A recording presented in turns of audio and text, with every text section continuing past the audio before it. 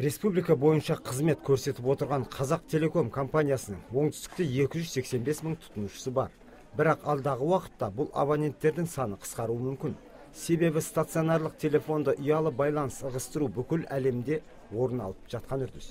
Әрі телеком тұтынушылары өз номерлерін қайта өткізуге кезекте тұрғанын байқадық. Алайда компания өз абоненттерін жібергісі келмейді. Ал абоненттер өздеріне көрсетіліп отырған қызметке көңілдері толмайды. Қазір бәрі сотовый телефонмен сөйлеседі. Домашниймен қазір көбісі қолданбайды. Тек қана интернет болмаса маған қазір қажеті жоқ. Ай сайын 1000 төлегенше мен сотовый телефондан 880 теңге. Маған бір айға жетеді. 5 мегабайтпен. Маған выгодно сол. Затқа жасап жатыр. Өйткені қымбат. Ташкентте мысалы сотовый телефон домашний қосып қойған. Выгодно, а бізде ондай жоқ. Бірдестен 1000-ға көтеріп кетті. Бұрын 700 тұғын, 500 тұғын. Қазір халықтың бәрі атқазы кеп отыр, 6 айға созып отыр.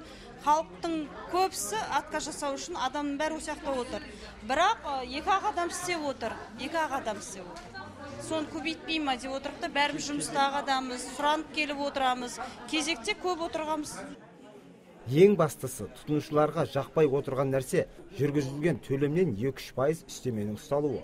Осы мәселенің анық-қанығын білу үшін компания басшыларымен тілдесуге тура келді. Белгілі болғандай, 2015 жылдың 1 ақпанынан бастап Орион Pro жауапкершілігі шектеулі серіктестігі Қазақ Телекомның терминалдарын түгелдей жекешелендіріп алған екен.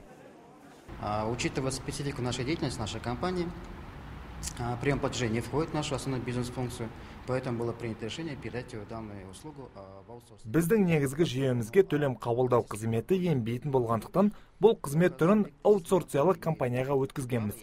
Заңға сәйкес тек табиғи монополия субъектісі ғана өз абоненттерін төлемақы қабылдауға құқылы. Сол себепті Қазақ Телеком өз терминалдарын аутсорсиялық компанияларға өткізді. Төлем қабылдау қызметін көрсетуші компаниялар бізге тәуелді емес. Олардың меншіктері бізге белгісіз, ал тұтынушылар Каспий банк терминалдары, Қазпошта акционерлік қоғамы және төлем.kz төлем жүйесі арқылы комиссиясыз төлемақы жасай алады. Пластикалық карточка иелері ID.Port.kz немесе EGOV.kz арқылы төлемді комиссиясыз жүргізе алады. Комиссионных вознаграждений. Мы постоянно пользуемся услугами абонента телекома, кругом. Қазақ Телеком қызметін пайдаланам, көп жерде комиссиясыз терминалдары орналасқан, бірақ телефон үшін үстеме ұстап қалатын маған қолайсыз. Қазақ Телекомның ғимаратында орналаса тұра, менің комиссия ұстап қалғаны дұрыс емес деп ойлаймын.